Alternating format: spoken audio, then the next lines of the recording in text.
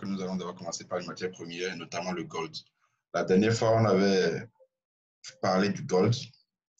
Pour ceux qui étaient là la dernière fois, le week-end passé, parce que le week-end passé, je crois que c'était là où on était à Abidjan, je pense.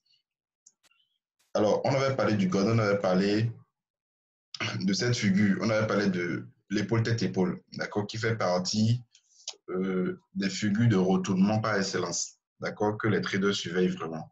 Alors, en ce moment, le prix était encore au-dessus de la ligne de coup. Cette zone-là représente la ligne de coup, d'accord? Et on disait qu'à la clôture de la bougie en dessous de cette ligne de coup, il était possible de prendre une position de vente avec comme premier objectif ce niveau, c'est-à-dire cette résistance qui devient maintenant un support. Je vais bien ajuster. Voilà. Donc, cette résistance qui devient maintenant un support. Alors, le prix, on a eu la clôture effective en dessous de la zone de la ligne de coup. D'accord? On a eu une petite chute, mais après, le prix est reparti. Alors, vous le savez très bien, je crois qu'on avait même parlé de ça la dernière fois. Le gold, c'est une valeur refuge. D'accord? L'or, c'est une valeur refuge. Et quand vous tradez l'or, vous devez vraiment être très prudent. Et comme tous nos étudiants le savent, quand vous prenez une position, quand vous êtes déjà à la moitié de votre objectif, vous faites le break-even. Et si possible, vous prenez la moitié des gains. D'accord? Donc, celui qui est vendu après la cassure de la ligne de coup pouvait prendre une partie des gains, vu qu'on était déjà prêt, sinon même on avait même déjà dépassé la moitié de l'objectif. En tout cas, ce n'est même pas prendre des gains, la moitié des gains qui était le plus important, mais surtout faire le break-even pour protéger la position. Parce que vous avez vu ce qui s'est passé après. Le prix est reparti violemment, ça a clôturé au-dessus de la ligne de coup. Donc, ça a invalidé la figure, en fait. D'accord? Ça a invalidé la figure. Et là, nous avons eu une forte consolidation depuis le 19 octobre. Le 2 octobre du mois. Voilà. Donc, nous avons eu toutes ces configurations, ces consolidations. Alors, qu'est-ce que nous pouvons établir maintenant comme analyse au niveau du gold? Là, je suis sur le graphique H4. D'accord? Alors, là, je vais tracer une résistance qui passe par ces trois sommets. Voilà. Donc, je vais ajuster.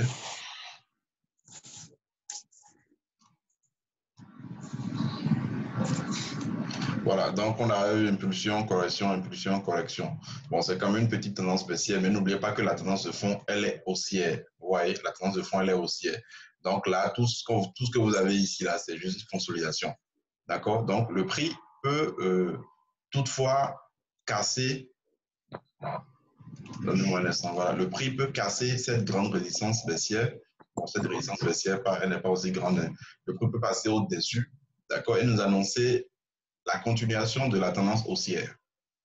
Ou carrément, d'accord, là je suis en train d'établir les plans, hein, ou carrément on aura une clôture en dessous et de cette zone et de ce support haussier.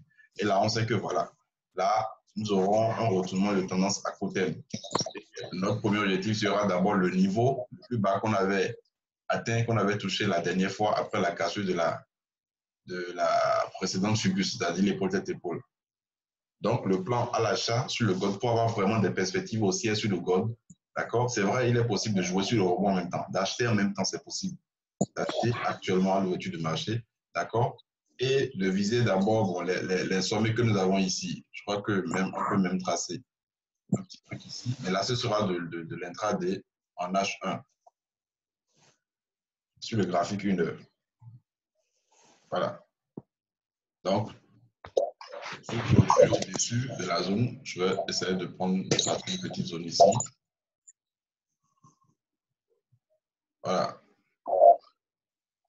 Cette petite zone-là, au-dessus, on peut acheter, aller viser quelques pips. Donc, ce n'est pas beaucoup, mais c'est pas mal également.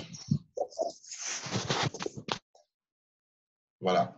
D'accord, ça, c'est en H1, ça. Mais je crois que, bon, il serait mieux, comme je vous l'ai dit, ça dépend de l'objectif de chacun. D'accord, je crois qu'il serait mieux. Pour ceux qui aiment les rebonds, moi particulièrement, j'aime les rebonds. Je crois qu'il est possible, d'accord, de jouer sur ce rebond-là et d'acheter. Depuis ce niveau, d'acheter. Et déjà, quand le prix va venir dans cette zone, on fait déjà le break-even. Quand le prix va toucher la résistance baissière, on peut déjà prendre une partie des gains. D'accord? Vous faites une fermeture partielle des gains. D'accord? Vous savez que vous êtes en break-even. Donc, quelque chose qui va se passer, vous avez pris au moins une partie des gains. Vous avez protégé la position. Et quand ça va casser la résistance baissière ici, là, paf, on peut renforcer la position. D'accord? Dans le pyramidé. Et là, on sait que voilà, c'est la continuation de cette tendance. Et généralement, d'accord, après cette longue phase de correction que vous avez ici, généralement, quand vous voulez assister à une continuation, comment ça se passe? Vous allez voir que ça vient se retrouver au niveau du plus haut précédent. D'accord? Donc, le prix, le plan sera quelque chose comme ça. Donc, on attendra la clôture. Maintenant, si vous êtes agressif comme moi, vous attendez, vous prenez la position en même temps à l'ouverture du marché, là, parce que vous voulez jouer sur le rebond. Et là, vous savez que celui qui prend un rebond, le risque qu'il prend n'est pas aussi élevé que celui qui va attendre que ça casse cette grande résistance haussière. Là, il sera obligé de mettre le stop légèrement en dessous du creux, d'accord, que vous avez ici. Mais si j'achète ici, je mets mon truc et mon stop loss légèrement sous ce creux. Vous voyez que le risque n'est pas aussi élevé. D'accord? Voilà. Donc, clôture en dessous et au-dessus du moins de cette résistance baissière pour ceux qui sont hyper prudents. Là, vous achetez et puis l'objectif final sera ici. Sans oublier que vous avez la possibilité de mettre plusieurs TP, c'est-à-dire prendre plusieurs positions simultanément et avoir plusieurs T-profits. Donc ça, c'est l'analyse sur le gold, d'accord? Donc ça, c'est le plan l'achat, le plan la vente. Comme je l'ai dit, ce serait la clôture en dessous de cette zone, d'accord? De cette zone que vous avez ici. Clôture du corps de la bougie, pas des mèches. Parce que vous avez vu, plusieurs fois, le prix est passé en dessous, ça a laissé des mèches. C'est venu ici, ça a laissé des mèches. Ici aussi, ça a laissé des mèches. Ici, ça a laissé des mèches.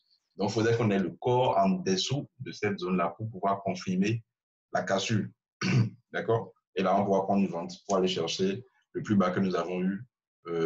C'était quand même... Voilà, le 1er octobre. Voilà. Donc ça, c'est le plan sur le gold. Alors, je vais rapidement continuer avec l'euro USD.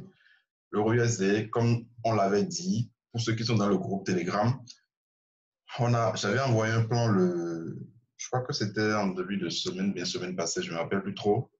J'avais envoyé quand même plusieurs plans, notamment sur l'euro USD, sur le DSY.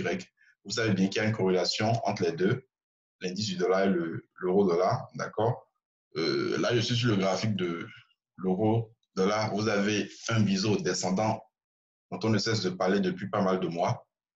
Vous voyez, biseau descendant. On a bien dit que le biseau descendant annonce une hausse, d'accord? Un retournement à la hausse.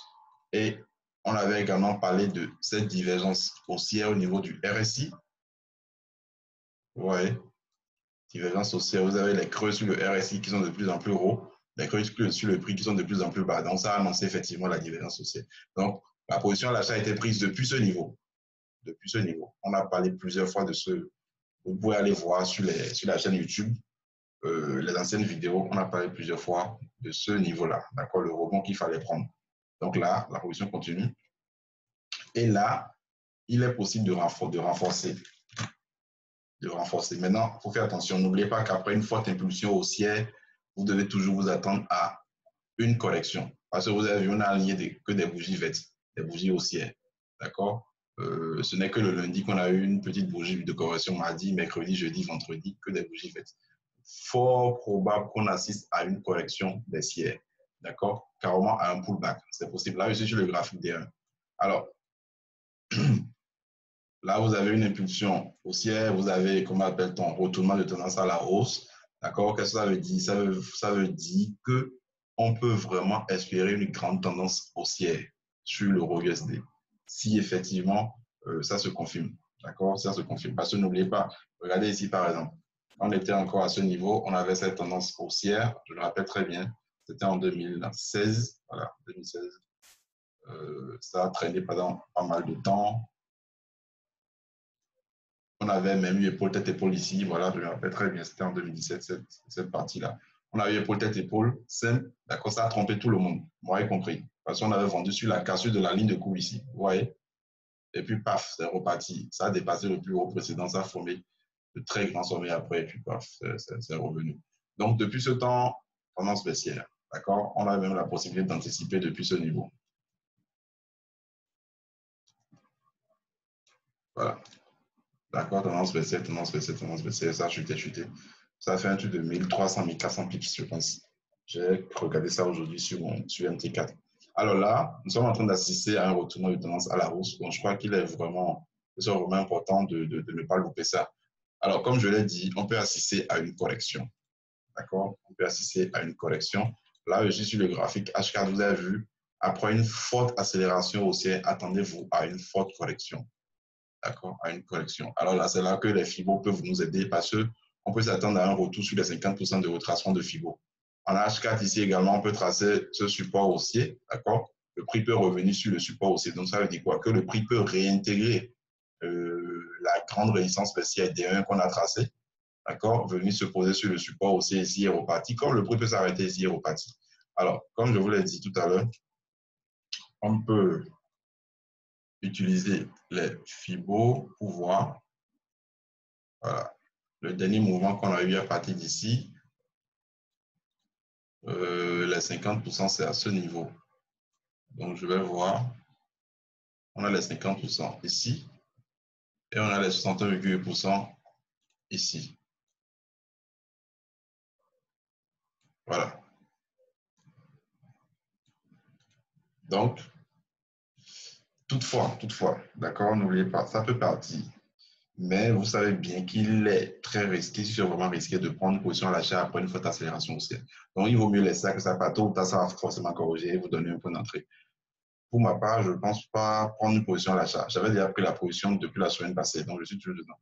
Mais je cherche à renforcer. D'accord? Donc, pour renforcer, je pense qu'il serait mieux d'attendre une correction. Le plan serait, vous savez bien, même quand vous mettez les fibos, ça ne veut pas forcément dire que ça viendra forcément sur les 50% ou sur les 61,8%. Non.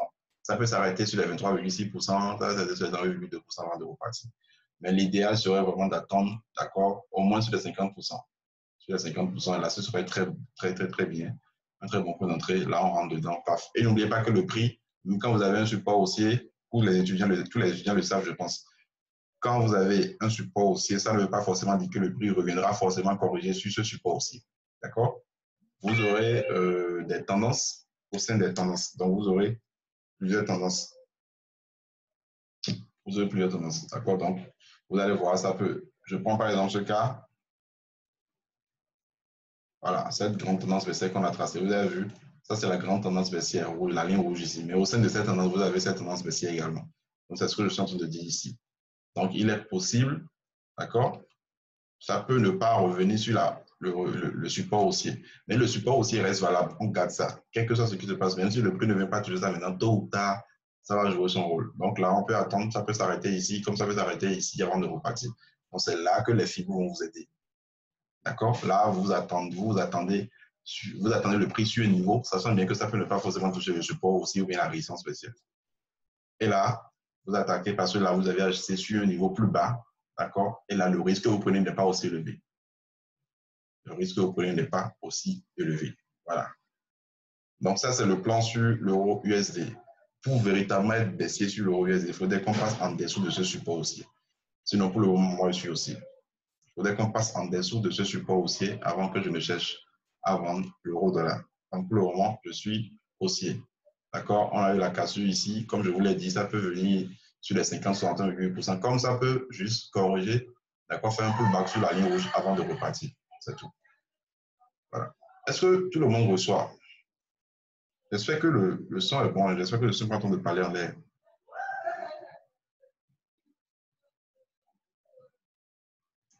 Vous pouvez répondre à la fenêtre de conversation, s'il vous plaît. Ok, super. Ouais, ça marche. Okay. Alors, je continue. Voilà, donc comme je le disais tout à l'heure, là, vous avez l'euro USD. J'avais parlé du BISO descendant en D1. D'accord? Voilà. Maintenant, je vous ai parlé de la corrélation. Quand je vais sur le DXY, vous allez voir que le BISO ascendant là-bas a été cassé. Vous voyez, ça, c'est le BISO ascendant. Et vous voyez que là, ça nous annonce un très bon signe. Et vous n'oubliez pas que le DXY du moins, a une avance, d'accord, sur l'euro-dollar. Et quand vous avez cette confirmation, c'est beaucoup. Maintenant, n'oubliez pas, il y a les politiques, d'accord? Il y a la guerre commerciale entre la Chine et les États-Unis. Il y a l'étude de Donald Trump. Donc, tout ça influence. Bon, c'est vrai que pour le moment, ça arrange Donald Trump parce que le dollar faible arrange l'économie américaine, arrange les exportations. D'accord? Donc, c'est bon. Mais la Fed peut intervenir à tout moment. Je n'ai pas encore regardé le calendrier économique de la semaine prochaine pour voir s'il y a FOMC. Mais pour le moment, techniquement, nous sommes en train de casser un niveau important. Donc, on sera haussier, excusez-moi, baissier du moins sur le dollar. Le prochain objectif, c'est ce niveau. D'accord, les 95-81. Voilà. Donc ça, c'est le plan sur l'euro dollar, sur le DXY. On a fait également le gold. Après ça, je voulais également parler de NZD, USD. Au cours de la semaine, j'avais détecté, voilà, ça c'est D1, ça. Je vais en H4. Bon, c'est un semblant d'épaule, tête, épaule inversée. Vous voyez, bon, épaule, tête, épaule. C'est pas très, très joli, mais c'est comme ça a quand même cassé la ligne de cours. Le samedi, je suis passé, je travaillais avec certains étudiants, dont je leur avais parlé de ça. C'était encore ici, et on disait que bon, si ça casse au cours de la semaine, on va prendre. Mais la semaine surpassée, ça n'a pas cassé. On a eu une baisse, et maintenant, ça a cassé. Donc là, le premier objectif a été atteint. Ce niveau, vous voyez, support devenu résistance, ça a été atteint. Là, c'est en train de casser ce niveau. Et je crois que je viens,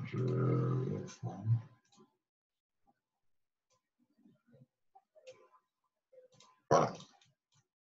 Bon, c'est vrai qu'il y a beaucoup d'espace. Bon, quand vous avez des cassures comme ça, c'est un peu compliqué parce que vous voyez, après de fortes accélérations comme ça rentrer, même quand vous avez une bonne cassure, c'est quand même, le risque est énorme. D'accord? Le risque est énorme. Déjà qu'il y a beaucoup de mèches ici. Voilà. Généralement, bon, quand on a une cassure comme ça, on prend la position et puis on se dit, bon, l'objectif, le prochain objectif, c'est la prochaine résistance que vous avez ici. Mais bon, en fait, quand vous voulez établir des plans en week-end, cherchez des plans qui sont vraiment clairs, d'accord? Sur lesquels vous n'avez pas de doute parce que le week-end, le marché est fermé. Donc là, c'est plus facile pour vous. Vous n'avez pas une obligation de trader tel ou tel paire. Là, par exemple, j'ai beaucoup de doutes. Ça a cassé effectivement. Je peux prendre la position à l'achat. Techniquement, c'est vrai.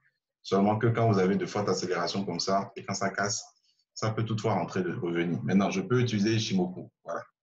Je peux utiliser Ishimoku, voir la position de la Teiken, parce que n'oubliez pas que la Teiken joue également le rôle d'oscillateur. Parce que là, quand vous avez la Teiken qui est loin du prix, c'est que vous avez le marché qui est en surachat ou en suivante. Et actuellement, vous avez le surachat parce que le prix est loin de la Teiken. Même si la Teiken est orientée à la hausse, on peut s'attendre à une correction. Si la Kijun se met à plat, alors là, c'est fini.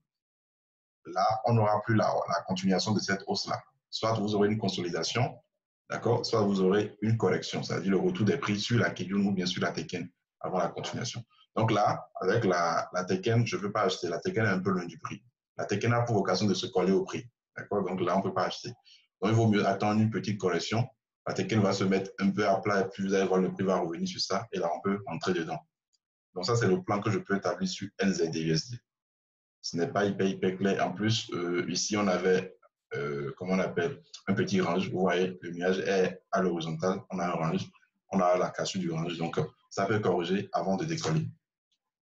Donc, ça, c'est le plan sur NZD-USD. Donc, comme je l'ai dit tout à l'heure, si vous avez des paires sur lesquelles vous aimeriez avoir des analyses, commencez par envoyer dans la fenêtre de conversation. Euro-NZD. Euro-NZD, j'avais détecté une petite fugue ce matin.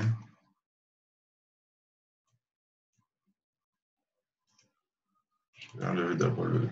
OK.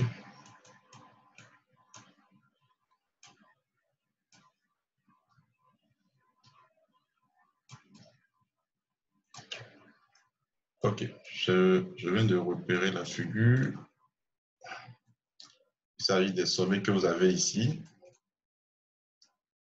Vous voyez, donc le marché USD MICN euro GBP. Le marché n'évolue pas au hasard, d'accord? Là, vous avez ces trois sommets, vous voyez, ce n'est pas pour rien qu'arriver ici, ça chute, arriver ici, ça chute. Ici, je peux tracer ce support passant par ce creux. Là, ça nous forme un petit biseau ascendant. Et même au sein de ce biseau, on peut tracer encore un autre support haussier passant par ici. Voilà. Donc là, on a un biseau ascendant. D'accord? Le grand biseau, la bande inférieure, c'est ça ici. Mais en H1, on peut chercher à prendre une vente après cassure de ce support haussier. Et le premier objectif sera ce niveau. Voilà. Les 1 point sont entre 61. Là, je crois qu'il serait préférable, même si vous êtes en H1, de revenir en H4 et d'attendre la clôture en H4. D'accord? La clôture sous ce support, excusez-moi, je vais bien retracer ça. Voilà. La clôture sous ce support aussi là en H4 avant de prendre la vente. Pour aller chercher, il y a une petite zone ici. Voilà. Pour aller chercher cette zone. Et je crois que la confirmation de la baisse, d'accord, vous aurez la confirmation de la baisse après clôture en dessous de cette zone. D'accord. Mais il est possible, comme je l'ai dit, de prendre déjà une vente après la cassure de ce support pour venir prendre l'objectif à ce niveau-là. Voilà. Donc là, c'est une bonne figure. Là, par exemple, on peut surveiller. D'accord? On peut surveiller parce que la figure, elle est claire. Elle est claire, cette figure. Maintenant, n'oubliez pas, on peut toujours prendre un rebond. Et le rebond, quand vous prenez le rebond, le risque que vous prenez n'est pas aussi élevé que sur une cassure. Voilà. On peut toujours prendre un rebond. Je ne suis pas allé sur H1, je vais rapidement voir si on a des bougies de retournement. Voilà, déjà on a un avalement aussi, ça laisse déjà des mèches. Donc il est possible de prendre un achat avec un stop légèrement en dessous de cette zone-là. D'accord? Tant que vous avez des espaces dans les figures chartistes, il est possible de trader. Mais quand on voit que ça commence pas à se refermer, d'accord? Si on était ici par exemple, voilà, là il vaut mieux ne rien faire et attendre carrément parce que ça va consolider, tôt ou tard ça va sortir. Voilà. Donc ça, c'est le plan sur Euro GBP et Euro NZD du moins. David a demandé Euro GBP. Voilà, Euro GBP. Bon, Euro GBP, à cause du Brexit, j'ai un peu fui les GBP ces derniers temps. Mais bon, on aura probablement un dénouement la semaine prochaine, sauf que aujourd'hui, les députés britanniques ont reporté le vote pour confirmer l'accord signé avec l'Union européenne. Donc, il faut s'attendre également à des mouvements en début de semaine. Alors, Euro GBP. J'ai analysé cette paye il y a pas mal de temps. Je vais d'abord supprimer le truc là. Ok, bon, je vais rapidement aller sur T1.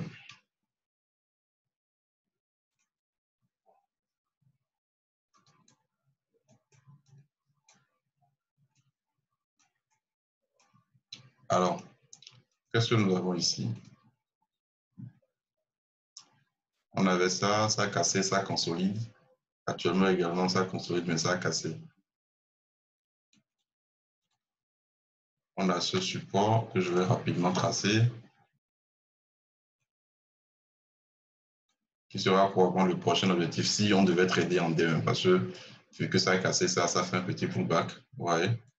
Donc, ça, ce niveau-là serait en temps normal le prochain TP si on devait trader en D1. Regardez, quand même, vous avez vu que des bougies rouges. Donc, forte probabilité de correction. Alors, je rappelle que vous aurez la vidéo, pour ceux qui sont venus un peu en retard, vous aurez la vidéo sur la chaîne YouTube, juste après le Zoom. Voilà, donc impulsion, correction, impulsion, voilà. Comme je vous l'ai dit, ça peut corriger à tout.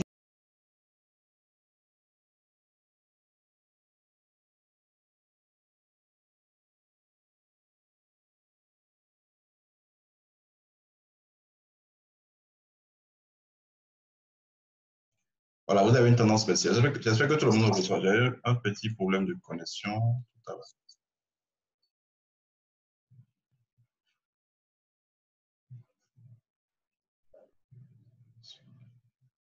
Ok, c'est bon. Donc, j'avais tracé un support aussi en D1. Le support a été cassé. Ok. Le support a été cassé. Donc, voilà, on a comment appelle-t-on, un signal de vente. On a un signal de vente. Mais comme je vous l'ai dit, faites attention avec les GBP. Faites vraiment attention avec les GBP. On peut, comment appelle-t-on, avoir un mouvement violent, d'accord, à l'ouverture du marché. Là, par exemple, l'euro est en train de chuter, ça veut dire quoi? Que le GBP est en train de prendre de la valeur. Et ça parce qu'il y a eu un accord, d'accord? Il y a eu un accord sur le Brexit. Mais si, voilà, on sait qu'aujourd'hui, par exemple, les Britanniques n'ont pas voté, les députés n'ont pas voté. Ils ont reporté le vote sur l'accord. Donc, les investisseurs peuvent se décourager et puis, paf, l'euro va monter, puis il y aura chute du GBP. Donc, je ne suis pas trop sur les GBP ces derniers temps. Mais si je dois analyser techniquement, je pense que, bon, il faudrait s'attendre à une correction. D'accord? Maintenant, si de avoir analyse et comment appelle-t-on analyse fondamentale, tenir compte des informations à n'importe quel moment, ça peut chuter. D'accord? Ça peut chuter. C'est-à-dire, l'euro peut chuter, quoi, et GBP va prendre de la valeur. Donc, il faut faire attention. Donc, c'est ce que je peux dire sur GBP, ça. Mais là, techniquement, on est baissier. On peut avoir une correction haussière. Ça ne veut pas dire qu'on peut avoir une tendance haussière. La correction haussière, c'est un peu comme ce que vous avez ici. Vous voyez, ça chute, ça chute, ça chute, ça chute, ça corrige. Ça chute, ça chute, ça chute. Ça peut également corriger avant de continuer la baisse. Donc, si vous devez vous attendre à prendre un achat, d'accord, vous allez attendre que ça passe au-dessus de cette ligne-là, de cette résistance baissière, avant d'acheter. Sinon, techniquement, on est baissier. On est baissier. Après cela, vous avez parlé de l'USD.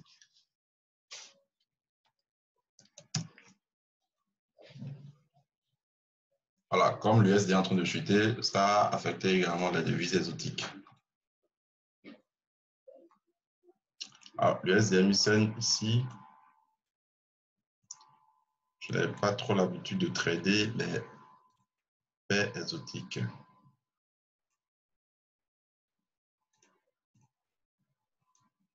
Wow.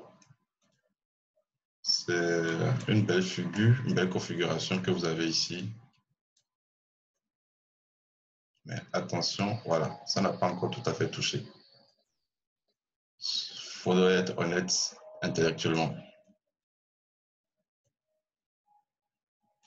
Si vous ratez le tracé, vous allez rater l'analyse.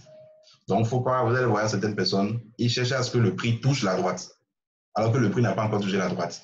D'accord? C'est-à-dire, ils vont tricher, ils vont mettre ça comme ça et se dire, OK, comme c'est en train de toucher, je vais acheter, alors que le truc n'a même pas encore touché. Donc, il faut faire attention sur ces détails-là. Parce que si vous ratez le tracé, c'est fini. Vous allez rater votre analyse. Vous allez voir le prix va continuer à chuter et vous allez dire, mais je pensais qu'il y aurait un rebond. Et c'est quand vous allez fermer avec la perte maintenant que ça va repartir parce que c'est là maintenant que ça a touché. Donc là, ça n'a pas encore tout à fait touché le support haussier.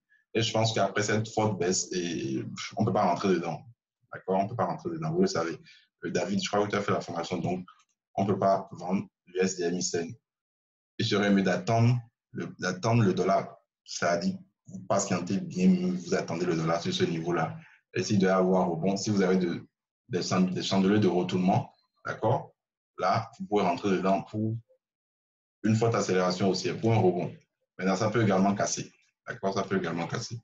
Et là, même, on peut tracer un truc. Voilà. On a eu un débordement en haut là-bas. Donc, ça a formé un triangle symétrique. Vous avez vu que des bougies baissières.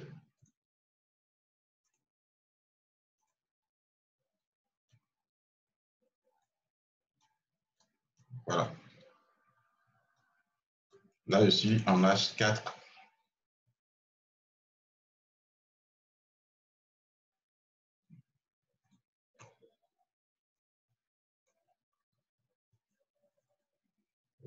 Il n'y a pas de divergence, pas pour le moment. Bon, c'est vrai que les trucs là sont au même niveau, mais ce n'est pas encore une bonne divergence, ça. Mais on ne peut pas vendre là, c'est pas conseillé. Pas conseillé. Après cette forte accélération baisse, il vaut mieux laisser le prix. Ne dites pas que je suis en train de rater une baisse. Pas conseillé. Donc, il vaut mieux attendre le prix sur ce niveau-là et voir comment ça va réagir. D'accord? Voir comment le prix va réagir sur le support aussi D1 avant de prendre une décision. Maintenant, si vous allez sur les unités de temps inférieures, vous aurez encore d'autres analyses parce que plus vous allez sur les unités de temps inférieures, plus vous aurez des bougies et plus vous aurez des droites à tracer. Voilà. D'accord? Il est possible d'aller en H maintenant et de voir, de pouvoir tracer un support et comment appelle-t-on un biseau descendant, c'est-à-dire tracer une droite qui va passer par les creux ici et une droite qui va passer par les résistances ici. C'est possible également. Voilà. Bon, je voulais rapidement vous montrer quelque chose sur le DAS que j'ai vu tout à l'heure. C'est en D1. Voilà. Là, vous avez une zone de résistance. J'avais identifié cette zone-là la dernière fois. Et là, vous voyez, vous avez une magnifique configuration. Vous voyez, il y a quelqu'un qui est en train d'écrire sur les trucs là. Voilà. Donc là, vous avez une magnifique configuration de retournement. D'accord? Vous avez cette zone de résistance. Et le prix ne peut pas casser une zone de résistance comme ça. Vous voyez, surtout que c'est délit. Et là, vous avez vu ça laisser une longue mèche. Bon, sur les indices, je crois qu'on appelle ça pierre tombale. Voilà, pierre tombale. là également, ça laisse des mèches. Donc, c'est vraiment annonciateur d'un grand mouvement. Et quand vous prenez le RSI, d'accord, vous avez une divergence haussière. Excusez-moi, une divergence baissière du moins. Vous avez les sommets sur le prix qui sont de plus en plus hauts. Vous avez les sommets sur le RSI qui sont de plus en plus bas. Voilà. Là, déjà, ça va être deux signaux qui annoncent la baisse. D'accord? Maintenant, n'oubliez pas que le RSI, voilà, pour avoir vraiment la confirmation, il faudrait que le prix passe en dessous des 50%. Mais il est possible d'anticiper, déjà que vous êtes dans une zone de résistance, de prendre la position de vente et de mettre le stop légèrement au-dessus de la mèche. D'accord? On met le stop légèrement au-dessus de la mèche. Donc, ça peut chuter. Ça ne veut pas forcément dire que ça va vraiment chuter, que ça annonce une crise économique et tout. Non, ça peut chuter, venir faire un pullback. Parce que regardez cette droite-là. D'accord? Ça peut chuter, venir faire un pullback ici avant de repartir. Toutefois, on sait quand même que le prix ne traversera pas cette zone-là comme ça. Donc, il faudrait s'attendre à une baisse. Comme ça peut également stagner avant de partir. C'est possible. D'accord? Donc, c'est juste pour dire que pour le moment, ça va parce qu'on a eu la clôture au-dessus de cette résistance baissière que je serai acheteur sur le DAS. Mais il faut s'attendre à une petite correction au moins. Voilà. Est-ce qu'il y a d'autres paires? Je crois qu'on a encore 5 minutes. Je rappelle aux études, bon, aux Ivoiriens, excusez-moi, qui sont connectés que la prochaine formation, c'est pour le 25 novembre. Voilà, vous aurez plus d'informations au cours de la semaine prochaine avec Ben et Victor.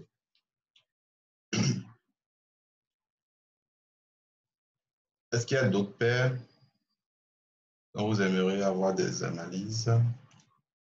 Le Nasdaq, ok. Ah, ok, ok, monsieur Ekoleti. Le Nasdaq, voilà, monsieur Ousmane. Le Nasdaq, j'ai un problème, je ne traite pas trop le Nasdaq, vous le savez.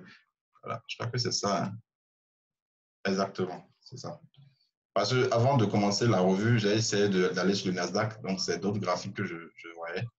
Donc c'est ce que j'avais fait la dernière fois sur le Nasdaq, je pense. Hein. Voilà. Je vais enlever ça.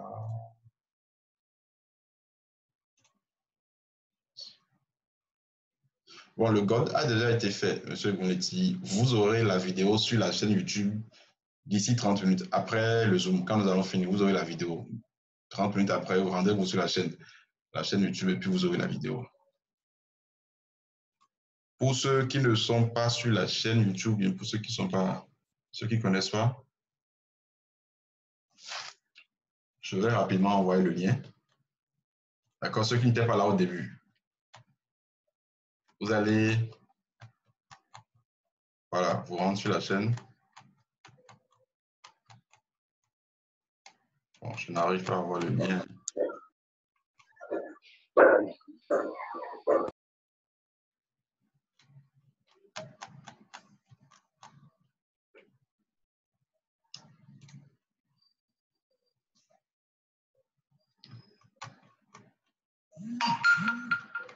Donnez-moi un instant, s'il vous plaît.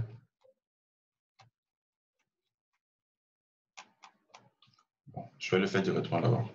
Alors, pour celui qui a demandé le Nasdaq, je ne vous ai pas oublié. Donnez-moi un instant. Je vais rapidement avoir le lien de la chaîne YouTube pour ceux qui n'étaient pas là au début. D'accord? Et puis à la fin, vous irez visualiser la vidéo.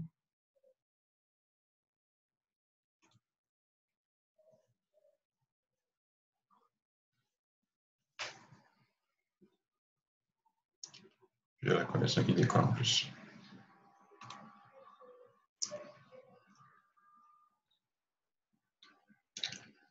Alors,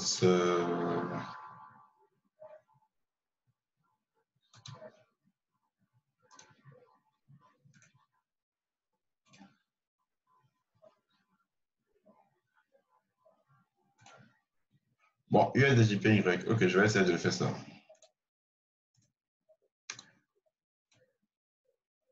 Bon, ça, c'est le lien de la chaîne YouTube. D'accord? Le lien de la chaîne YouTube. Donc, vous pouvez aller sur ça à la fin. Bon, en bas de la vidéo, vous aurez le lien de la chaîne Telegram également. Bon, alors, comment appelle-t-on le Nasdaq, voilà. Ce que nous avons sur le Nasdaq. Depuis pas mal de temps, le prix évolue toujours au-dessus de ce support aussi là. D'accord? Ça ne casse pas. Maintenant, si c'est, excusez-moi, si c'est en daily, Et en day trading, du moins,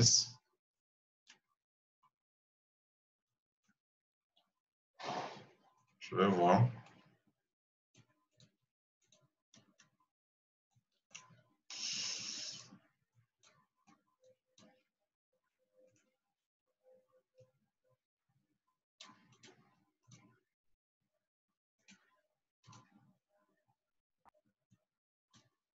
Bon, si vous devez acheter le Nasdaq, je crois qu'il faudrait que ça passe au-dessus de cette droite-là.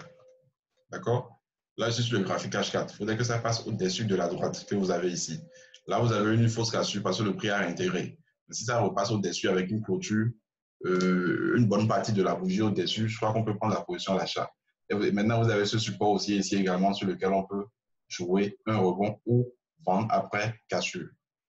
D'accord?